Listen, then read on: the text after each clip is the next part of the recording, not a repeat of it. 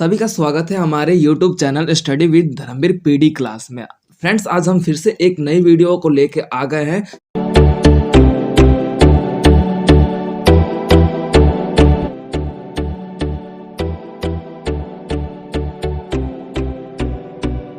शक्ति के केंद्रीकरण, ये जो कि आपका सेकंड ईयर का कोड है।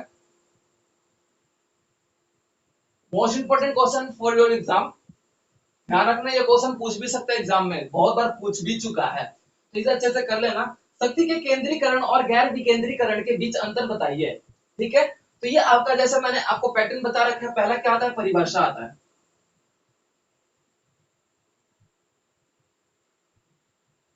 परिभाषा की बात कर लेते हैं। शक्ति के केंद्रीकरण, केंद्रीकरण का मतलब क्या होता है, जैसे मान लीजिए कि मेरे पास क्या पावरफुल क्या है, मतलब बोल सकते हो कि आपने सुना है स्टोर करना। स्टोर करना क्या है, स्टोरेज। लाइक दैट हमारे फोन में क्या स्टोरेज होता है, एक फाइल को स्टोर कर लेना।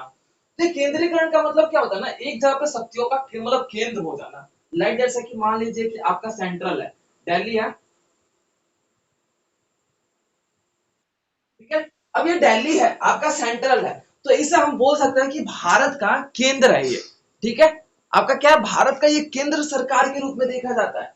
तो इट मींस क्या समझा आपने, कि जो शक्ति का केंद्रीकरण है ना, जिसमें हम क्या देखते हैं कि हमारे जो हमारी सरकार की है, शासन व्यवस्था के जितनी भी हमारी शक्तियां हैं, वो केंद्र के अंदर समाहित हो, यानी कि केंद्र सरकार के अंदर समाहित हो। अगर हम बात कर लेते हैं, केंद्रीकरण का मतलब यह है कि जो सरकार चलाने वाला जितनी भी हमारी सरकारी की व्यवस्था है, जिनके माध्यम से हमारे सरकारों का निर्माण किया जाता है, शासन व्यवस्था का निर्माण किया जाता है, शासन व्यवस्था को चलाया जाता है, वो आपका केंद्रीकरण कहलाता है। ठीक है, जिसके अंतर्गत हम ये देखते हैं कि बिल बिल का निर्माण करना, कानून व्यवस्था का निर्माण करना और हमारे कानून व्यवस्था को चलाना, ये हमारा केंद्रीकरण के रूप में देखा जाता है। यानी आपने क्या देखा कि जो हमारी शक्तियां हैं, वो सभी का एक केंद्र के रूप में समाहित हो जाना, वो आपका केंद्रीकरण कहलाता है।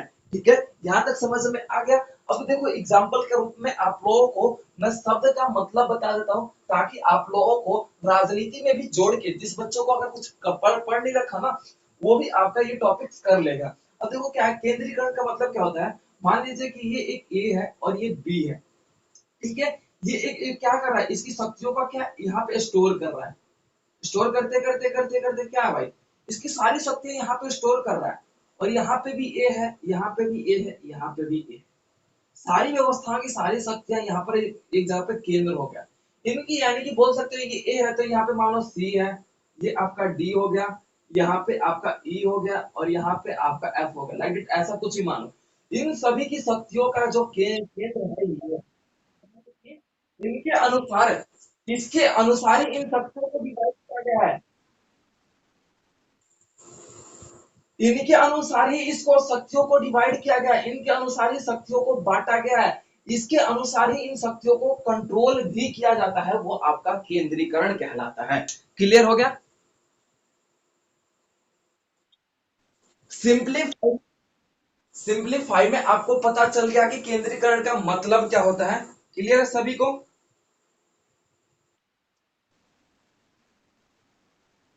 देखिए, कहने का मतलब यह है कि वह, और ये ए बी, और ये सी और डी ई एफ है। ठीक है, अब इनका जो शक्ति है ना, ए सी डी ई और एफ, इनकी जो शक्ति है ना, वो आपका किसके रूप में आ गया, बी। यानी कि बी इन सभी को कंट्रोल कर रहा है, ये इन सब का केंद्र है। ठीक है, इट मीन्स कि शक्तियों का एक हाथ में आपका आ जाना, वो आपका केंद्रीकरण कहलाता है। यानी कि जितनी भी सारी शक्तियां हैं, कानून व्यवस्था निर्माण करना, मंत्री परिषद का निर्माण करना, मंत्री परिषद चयन करना, कानून व्यवस्था को विस्थापित करना, कानून व्यवस्था को लागू करना, ये सारी जो व्यवस्थाएं हैं ना, वो आपका क्या होता है, केंद्र। एक ही व्यक्ति के रूप में शक्तियों का प्रयोग किया जाता है, वही व्यक्ति, वही शासन व्यवस्था उस क्षेत्र में चलाने का कार्य करता है, वो आपका शक्तियों का केंद्रीकरण कहलाता है। अब ठीक है, यहां तक समझ में आ गया आपको क्या मतलब है इसका।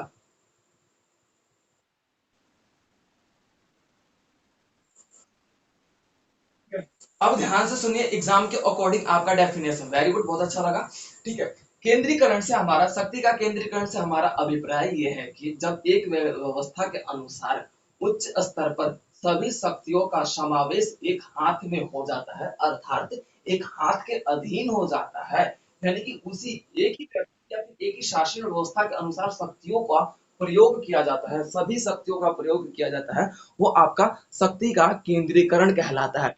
उदाहरण के तौर पे आपका देख लिया जाता है कि आपका केंद्र सरकार होता है, केंद्र सरकार के द्वारा ही आपका सरकार व्यवस्था का निर्माण करने का प्रचलन हमारे भारत में देखा जाता है, जिसके अंतर्गत हम देखा जाता है कि हमारी जो शक्तियों का जो अधिकार है ना, वो एक व्यक्ति या फिर एक ही शासन व्यवस्था के अधीन वर्क करता है या फिर कार्य करता है, वो आपका शक्ति का केंद्रीकरण कहलाता है। क्लियर हो गया सभी को यहाँ तक?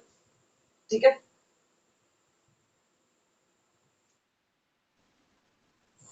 किसी को कोई प्रॉब्लम?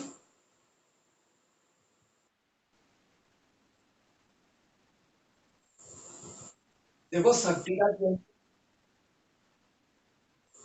का केंद्रीकरण से हमारा अभिप्राय यह है कि जब सभी व्यवस्थाओं के अनुसार जितनी भी शक्तियां हैं उनका एक ही हाथों में समाहित हो जाना, एक ही हाथों में आ जाना, इट मीन्स कि सभी व्यवस्था, शासन व्यवस्था का निर्माण करना, कानून व्यवस्था का निर्माण करना, तथा आपका बोल सकते हो मंत्री परिषद चलाना, ये आपका देखा जाता है कि बिल पास करना, इन सभी प्रकार की जितनी भी ये शक्तियां है ना, इन सभी का जो व्यवस्था है आपका केंद्र के रूप में समाहित हो जाए, यानी कि केंद्र के द्वारा ही चलाया जाए, यानी कि एक व्यक्ति या फिर एक शासन व्यवस्था के अंतर्गत चलाया जाता है, वो आपका शक्ति का केंद्रीकरण कहलाता है। क्लियर हो गया?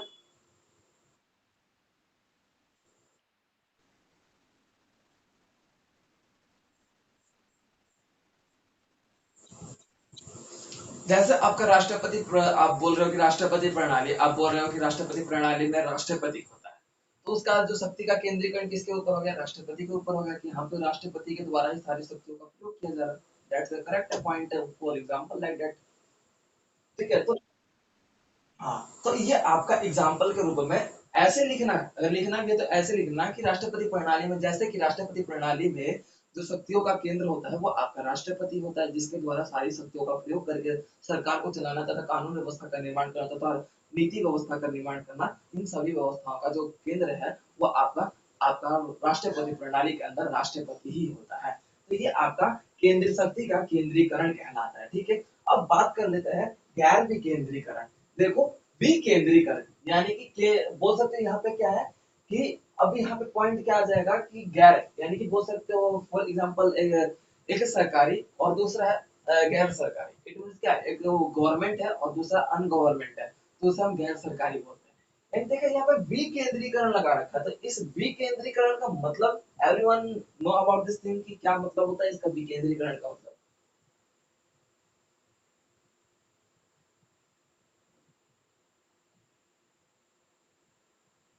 हेलो, कोई जानता है विकेंद्रीकरण का मतलब क्या होता है? एवं एमडी आप देख लीजिए लेफ्ट होके, उसके बाद आपको क्लियर हो जाएगा। ठीक है, तो अब बात कर लेते हैं गैर विकेंद्रीकरण का। गैर विकेंद्रीकरण जिसके अंतर्गत हम क्या देखते हैं कि आपका देखा जाता है कि शक्तियों का बंटवारा हो जाता है। अब जैसे यहाँ पर आपका बी था, अब बी आपका क्या कर रहा है भाई, ए को शक्तियां दे दिया, भाई आपको क्या, अब एरो लगा दे रहा हूं इसकी तरफ, सी को शक्तियां दे दिया, और उसके बाद डी को शक्तियां दे दिया, उसके बाद आपका क्या है, ई को शक्तियां दे दिया, उसके बाद एफ को भी शक्तियां दे दिया। इसके मतलब क्या, इसने अपनी शक्तियों को बांट दिया, और शक्तियों को बांटने के साथ साथ उसके अपने कार्य भी बांटे। अब ये नहीं कि जिसके पास इसके पास शक्ति थी तो भाई बर्डन भी ज्यादा था, आपके वर्क भी ज्यादा थे, तो उसने क्या है, शक्तियों को बांटने के साथ साथ उसने कार्यों को भी बांट दिया। अब जो ये आपका देखा जाता था 100% वर्क करता था, अब यहाँ पे 5 हो गए, 100 को 5 से डिवाइड कर दो, यानी कि 20% ये करेगा, 20% ये करेगा, 20% ये करेगा, 20% ये। एक बार मेरे को क्लियर कर लेने दीजिए। संविधान करता नहीं है, संविधान में वर्णित किया गया है, संविधान नहीं करता, संविधान में चर्चा या फिर लिखा गया है। ठीक है, कि शक्तियों का बंटवारा होना चाहिए, ताकि एक व्यक्ति के पास अगर शक्तियां रहेगा तो एक तो वो क्या है, दुरुपयोग कर सकता है, शक्तियों को उसे सही तरीके से चला नहीं सकता, ठीक है, तथा उसमें ये देखने को मिला है कि घमंड आ जाएगा, अहंकार आ जाएगा, तानाशाह हो जाएगा, इसलिए वहां पे क्या शक्तियों को बांट दिया जाता है। शक्तियों के साथ साथ हमारे कुछ काम भी होते हैं, वर्ग भी होते हैं। और जैसे मान लो कि मेरे पास कुछ काम हो गया, मेरी शक्ति क्या होगी भाई, कि मैं बोल सकता हूँ कि सीईओ बन गया, गूगल का सीईओ, जो सुंदर पिचाई है उसकी जगह पे मैं हो गया। ठीक है भाई, मेरे पास पावर तो आ गई, लेकिन क्या मेरा काम भी तो बढ़ गया ना। अब क्या उसकी जो जो पोस्ट है उसके अकॉर्डिंग जो मेरा काम है वो उसका बर्डन बढ़ गया।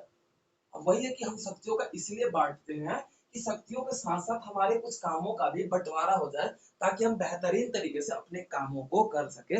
वो आपका शक्तियों का विकेंद्रीकरण कहलाता है। ठीक है, अब यहाँ पे समझ,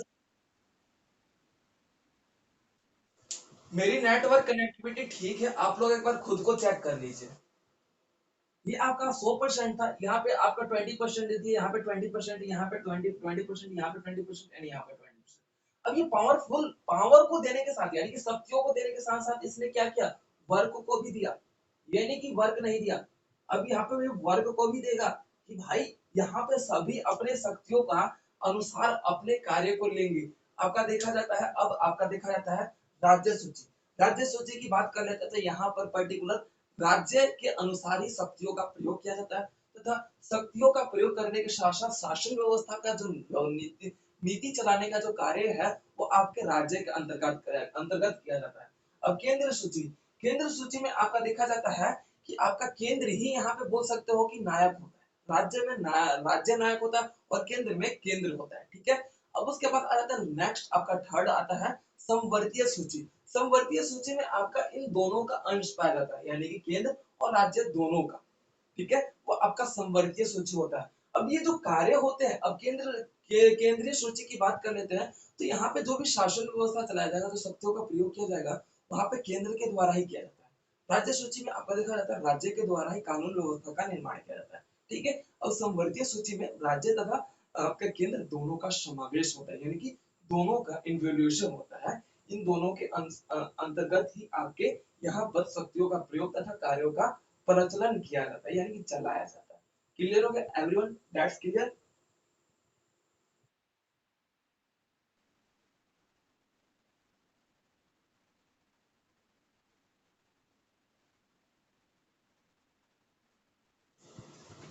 मैंने ऐसा क्या बोला, मैंने क्या बोला, शक्तियों का केंद्रीकरण में बोल रहे हो कि क्या विकेंद्रीकरण में बोल रहे हो?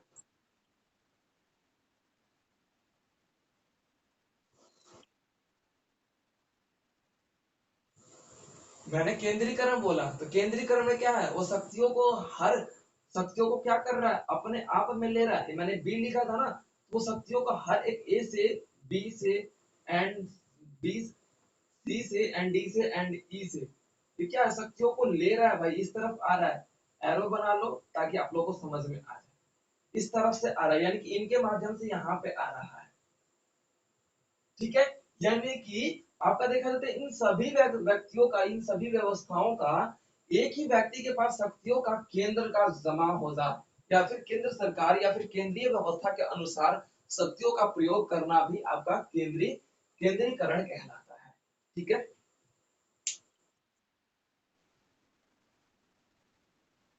देखो एकात्मक शासन व्यवस्था नहीं बोल सकते, एकात्मक शासन व्यवस्था वो अलग हो जाएगा। हाँ, लेकिन आप इस तरीके से आंसर सिमिलर, इसमें दोनों में थोड़ा क्या डिफरेंट, क्या सिमिलर है, सिमिलरिटी क्या होगी, यहाँ पे भी एक ही व्यवस्था के रूप में शासन किया जाता है या फिर शक्ति का प्रयोग किया जाता है, और यहाँ पर एकात्मक शासन व्यवस्था में भी एक व्यक्तियों के साथ एक व्यक्ति या फिर बोल सकते एक ही शासन के द्वारा शक्तियों का प्रयोग किया जाता है। तो शक्तियों का प्रयोग में एकीकरण पाया जाता है। यहाँ पे शक्तियों का प्रयोग में एकीकरण, यानी कि एक ही व्यक्ति या फिर एक ही शासन व्यवस्था यहाँ पर दोनों जगह पे वर्क करता है, केंद्रीकरण में भी और तथा आपका मतलब शक्ति मतलब एकात्मक शासन व्यवस्था में भी। लेकिन इनकी परिभाषा सेम नहीं है, बस इनका सिमिलरिटी क्या है, यहाँ पर एक ही शासन किया जाता है, एक ही व्यक्ति शासन करता है। एक ही व्यक्ति शासन करने का मतलब यह है कि शक्तियों का जो प्रयोग है एक शासन व्यवस्था के अंतर्गत ही किया जाता है, जो एकात्मक व्यवस्था में भी आपका यही देखने को मिलता है। तो ये था आपका केंद्रीय और गैर विकेंद्रीकरण की परिभाषा, जो कि मैंने अब कंप्लीट कर दी है। अब उसके बाद अंतर, लिसन, कोई नहीं बोलेगा। अब यहाँ पे आपका अंतर बताना था हमें, ये रहा अंतर, आपका ऐसे कर लो, ये परिभाषा आपका फर्स्ट पेज पर पूरा कवर हो जाता है। केंद्रीकरण लिख के इस तरीके से, और आपका गैर विकेंद्रीकरण लिख के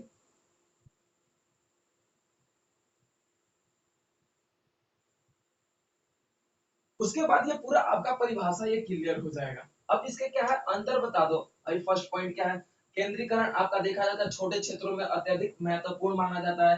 गैर विकेंद्रीकरण में देखा जाता है बड़े क्षेत्रों के लिए ज्यादा भली भांति देखा जाता है।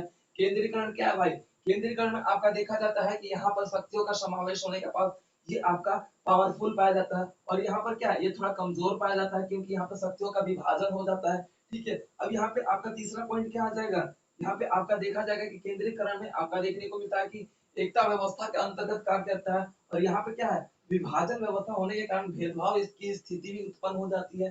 ठीक है, और यहाँ पे क्या है, चौथे पॉइंट में आपका देखा जाएगा कि केंद्रीकरण में आपका एक और पॉइंट आ जाता है जो सबसे महत्वपूर्ण है। यहाँ पे जो शासन व्यवस्था किया जाता है, एक ही व्यवस्था के अनुसार किया जाता है, एक ही वर्ग के अनुसार किया जाता है, लेकिन यहाँ पे क्या है भाई, सभी वर्गों को ध्यान में रखते हुए किया जाता है, सभी क्षेत्र के लोगों को ध्यान में रखते हुए किया जाता है कार्य। तो ये आपके अंतर हो जाते हैं। अब अंतर लिखने के बाद आपको क्या होता है, लास्ट में आपके इनके लाभ लिख लो। अगर पेजेस आपके पास हैं तो लाभ लिख लीजिए, अगर आपको लाभ नहीं भी पूछ रहा तो फिर भी आप लाभ लिख सकते हो। ठीक है, ये आपके तरीके होते हैं। अब ये मान लीजिए कि लाभ लिख लिया, लाभ लिख के भी आप ऐसे आंसर लिख सकते हो। आंसर लिख के आपका केंद्रीकरण होगा, ये आपका विकेंद्रीकरण। ए से मैंने केंद्रीकरण को डेडिकेट कर दिया, बी से विकेंद्रीकरण को डेडिकेट कर दिया। तो आप इसके अंतर भी लिख लो। ठीक है, अब उसके बाद आपका जो लास्ट पॉइंट आ जाएगा वो आपका परिभाषा आ जाएगा। सॉरी, सारांश। सारांश का मतलब तो पता ही होगा, सारांश का मतलब होता है summary. It means like that है, निष्कर्ष आपका बोल सकते हो कि निक्षेप, आपका बोल सकते हो संक्षेप भी होता है। ठीक है, तो ये आपका निष्कर्ष हो गया, सारांश हो गया, और समरी, ये सब एक ही है। यानी कि जो हमने आंसर ऊपर लिखा, जो आंसर हमने एक्सप्लेन किया, उस आंसर के अकॉर्डिंग एक छोटा सा नोट आपके अनुसार, आपके शब्दों के अनुसार होना चाहिए। देखो, आंसर एंड आपके बोल सकते हो नोट्स, यानी कि आपके जो समरी होते हैं, इन दोनों का जो वर्ड होता है ना, वो आपका देखा जाता है थोड़ी बहुत सिमिलरिटी नहीं पाई जाती। ठीक है, आंसर में आपके कुछ विचारक आ जाते हैं, लेकिन सारांश में आपके खुद के कुछ विचार भी ऐड होते हैं। तो ये भी ध्यान रखना कि सारांश आपके लिखने के तरीके क्या होते हैं। Everyone got it this point कि मैंने ये जो क्वेश्चन बताया ये सभी को क्लियर है। अब इसके बाद आपका फर्स्ट ईयर के स्टूडेंट भी इस सभी के अकॉर्डिंग ही अपने आंसर्स को लिखेंगे। मैंने ये सारी बातें बहुत पहले ही करवा चुकी है, बस ये तो क्लास आप लोगों के एग्जाम के लिए मैं आपको क्वालिफाई कर रहा हूँ। ठीक है, तो यहाँ तक सभी को क्लियर है, एटीजेड स्टूडेंट। ठीक है, तो अब उसके बाद हमारा अगला point जो आ जाता है, जो आपके इम्पोर्टेंट है।